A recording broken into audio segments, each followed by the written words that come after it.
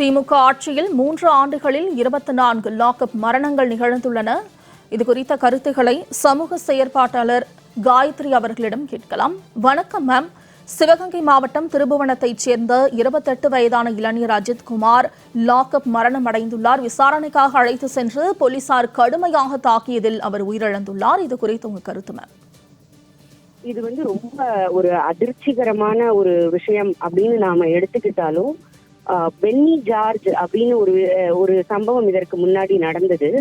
அப்போ இன்னைக்கு ஆளும் கட்சியாக இருந்தவர்கள் எப்படி நடந்துக்கிட்டாங்க அப்படிங்கறதையும் நாம மனசுல கொள்ள வேண்டியிருக்குது. ஏன்னா இந்த ஆகாஷ் அப்படிங்கிற நபர் ஒரு நகையை திருடப்பட்டதாக குற்றம் நிரூபிக்கப்படல, குற்றம் சாட்டப்பட்டு விசாரணைக்காக அழைத்து செல்லப்பட்டதாக அவங்க அம்மா சொல்றாங்க. அவங்க ரொம்ப தெளிவா சொல்றாங்க, நான் போலீஸ் ஸ்டேஷன்ல போய் கேட்டேன். அப்ப அவங்க சொன்னாங்க, நான் விசாரணைக்கு தாமா அழைச்சிட்டு வந்திருக்கோன்னு. சரி, விசாரிச்சுட்டு விட்டுடுவாங்கன்ற நம்பிக்கையில நான் வீட்டுக்கு வந்தேன் அப்படின்னு அவங்க சொல்றாங்க. 2 நாள்ல அந்த பையன், தான் பெத்த பையன் 21 வயசுக்கு பையன் மேல பிணமாக கிடைக்கிறது அப்படிங்கிறது ஒரு எவ்வளவு பெரிய மன வருத்தத்திற்குரிய விஷயம்னு நாம பார்க்கணும். அதோட மட்டும் இல்லாம இது பெற்றவர்கள் தரப்புல வருத்தம் அப்படின்னு நாம எடுத்துக்கிட்டா, அதிர்ச்சின்னு ஒரு காமன் மேன் எடுத்துக்கிட்டாலும், இது இன்னைக்கு இந்த சம்பவம் நடக்குதா புதுசா அப்படின்னு நாம பார்க்கணும். ஏன்னா இது 23 24வதோ லாக்அப் கஸ்டோடியல் டெத் அப்படின்னு நினைக்கிறேன் இந்த ஆட்சி வந்ததுக்கு பிறகு. அப்போ ஒரு பென்னி ஜார்ஜுக்காக இந்த தமிழ்நாடே குரல் கொடுத்தது. ஆனால் இந்த பையனுக்கு இப்ப வரைக்கும் நாம பாக்குறோம், ஒரு மனிதாபிமானத்திற்காக கூட அவர்களுடைய கூட்டணியில இருக்கக்கூடிய கட்சிகள் ஒரு வார்த்தை கூட, கண்டனம் கூட தெரிவிக்கல. ஏன்னா நம்ம நிறைய விஷயங்கள்ல மீடியா ட்ரையல் அப்படின்னு பேசலாம். ஆனால் இது போன்ற விஷயங்கள் நம்ம எல்லாம் எடுத்துட்டு பேசினால்தான் ஒரு முறையான விசாரணைக்கோ இல்ல தொடர்ந்து அதை பற்றிய விசாரணையோ நடத்துவதற்கே தயாராக இருக்கிறாங்க. ஏன்னா இதுவரைக்கும் நீங்க பாத்தீங்க அப்படின்னா எவ்வளவு தூரம் நேத்திக்குதான் அந்த 6 பேரை சஸ்பெண்டே பண்ணிருக்கிறாங்க. நம்ம அந்த பையனை விசாரிச்ச இடத்த பார்த்தா அவ்வளவு பிவிசி பைப்புகள் அப்படி துண்டு துண்டா உடைஞ்சு செதறி இருக்கிறத நம்ம பாக்குறோம். அப்போ எந்த அளவிற்கு அவர் ஒரு டார்ச்சர் பண்ணப்பட்டிருப்பார் அப்படிங்கிறது நம்மளால ஒரு கற்பனைக்கு எட்ட முடியாத ஒரு விஷயமாக இருக்குது. இப்பதான் மற்ற சமூக போராளிகள் எல்லாம் எங்க போனாங்க?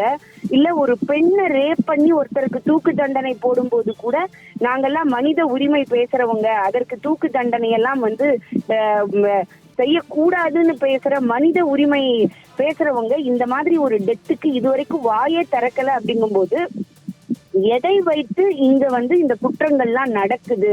நம்ம இன்னொன்னு பாக்குறோம், ஒரு செய்தி, ஒரு ஸ்கூல் குழந்தைய வாசல்ல இருக்கிற கடைக்காரர் மொலாக் பண்ண ட்ரை பண்ணாரு. அந்த குழந்தையும் அந்த பெற்றோரும் போலீஸ்ல போய் கம்ப்ளைண்ட் கொடுத்து சைல்டு ஹெல்ப்லைனுக்கு போனா, தமிழ்நாட்டுல இருக்கக்கூடிய சைல்டு ஹெல்ப்லைன்ல உள்ள அந்த அலுவலரும் போலீஸ்காரரும் ஹெச்சமும் சமாதானப்படுத்தி உன்னை கோர்ட்டுக்கு அலைய வச்சிருவாங்க, உன் ஃபியூச்சர் பாழாயிரும், நீ என்ன செய்யணுமோ செய்யி, நீ கம்ப்ளைண்ட் கொடுத்தா எஃப்ஐஆர் போட்டு உன்னை கூட்டிட்டு போவாங்கன்னு ஒரு விமன் போலீஸ் ஸ்டேஷனுக்கு அனுப்பி, அங்கேயும் அந்த விஷயம் சமாதானப்படுத்துவதற்கு ட்ரை பண்ண அளவுக்கு அதை ஒரு விஷயமாக எடுத்துக்கொள்ளப்பட்டு சைல்டு ஹெல்ப்லைன் நீங்க யார உங்களுக்கு காப்பாத்துவாங்கன்னு நம்பி கூப்பிடுறீங்களோ அவரே உங்களுக்கு பஞ்சாயத்து பண்றதுக்கு உட்கார்ந்தா எப்படி இங்க இருக்கக்கூடிய குற்றங்கள் குறையும், இல்ல தண்டனை கிடைக்கும்னு மக்களுக்கு நம்பிக்கை வரும்?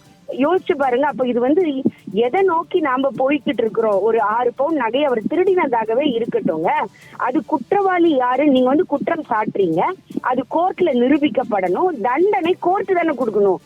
உங்களுக்கு குற்றவாளியை பிடிப்பதற்கு இருக்கக்கூடிய உரிமை தண்டனை கொடுப்பதற்கு போலீஸுக்கு யாருங்க கொடுத்தாங்க?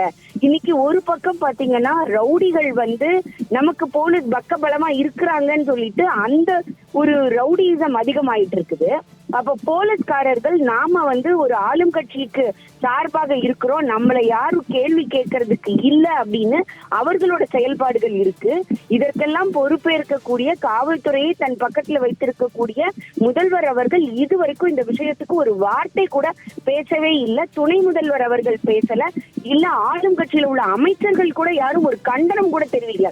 இதுதான் ரொம்ப வருத்தமா இருக்குது. ஏன்னா ஒரு கஸ்டோடியல் டெத் அப்படிங்கிறது வந்து ஒரு துறை, அந்த துறைக்கே ஏற்படக்கூடிய களங்கமா தான் நம்ம பார்க்கணும். அது 1 2 இல்ல, 22க்கும் மேல இந்த 4 வருஷத்துல நடந்திருக்குது அப்படின்னு சொன்னா எதை நோக்கி தமிழகம் போய்கிட்டு இருக்குது? ஏன்னா இன்னைக்கு ரோட்ல வந்து போதைப் பொருள் சர்வசாதாரணமா கிடைக்குது அப்படின்னு சொல்றோம். அதற்கு 2 நடிகர்களை மட்டும் அரெஸ்ட் பண்ணி வச்சுட்டு அந்த கேஸ க்ளோஸ் பண்ற விஷயங்களை நாம பாக்குறோம். அதே போல நீங்க இதற்கு முன்னாடி அண்ணா யூனிவர்சிட்டியில நடந்த அந்த பெண்ணுடைய பிரச்சனைக்கு பாத்தீங்கன்னா யார் அந்த சாருங்கிறதுக்கு இன்னைக்கு வரைக்கும் நமக்கு விடையே கிடைக்கல. அவ்வளவு அவசரமாக அவருக்கு வந்து தண்டனை கொடுக்கறதுக்கு தயாரா இருக்கிறாங்க. இப்படி ஒவ்வொரு இடங்கள்லயுமே தொடர்ந்து இது போன்ற அநியாயங்கள் நடக்குது. கேட்பதற்கு உரியவர்களும் பஞ்சாயத்து பண்றவர்களாக மாறிக்கிட்டு இருக்கிறாங்க. கூட்டணி தர்மம்ங்கிற பேர்ல அநியாயத்திற்கு கூட குரல் கொடுக்க முடியாத அளவிற்கு குரல் வளை நெரிக்கப்பட்டு கம்யூனிஸ்டுகளும் விசிகாவும் இருக்காங்க. அதாவது எல்லாரும், அது எந்த ஒரு தவறான விஷயமாக இருந்தாலும் எல்லாரும் சேர்ந்து குரல் கொடுக்கும் பொழுதுதான் அந்த குரல் வந்து எடுத்துக்கொள்ளப்படும். ஆனால் இங்க இன்னைக்கு உள்ள எல்லா பத்திரிகையிலையும் பாருங்க, ஏன்னா நாங்கெல்லாம் பத்திரிகையை பார்த்துதான் செய்தி தெரிஞ்சுக்கணும்.